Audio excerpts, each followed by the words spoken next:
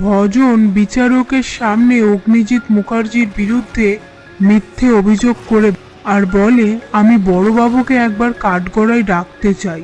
এরপর বড়বাবু কাঠগড়ায় এলে ভজন বলে, আপনি নিজের চোখে দেখেছিলেন অগ্নিজিৎ মুখার্জি পদ্মকে খুন করেছিল? বড়বাবু বলে, হ্যাঁ আমি দেখেছিলাম।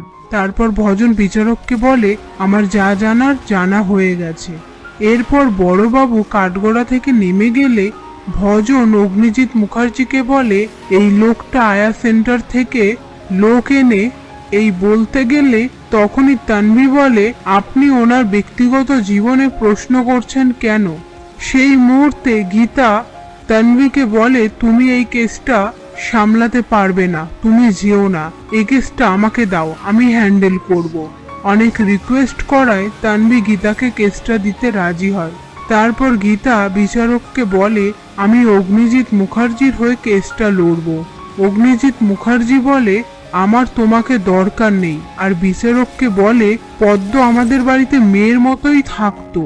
এই কথা শুনে ভজন বলে, তাহলে আপনি মলেস্টেশনের কেসটাতে পদ্মর পাশে দাঁড়াননি কেন?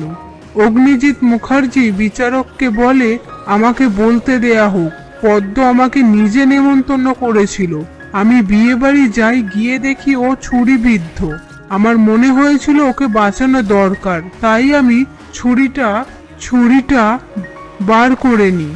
তখনই পঙ্কজ খাসনবিশ ওখানে পৌঁছয়।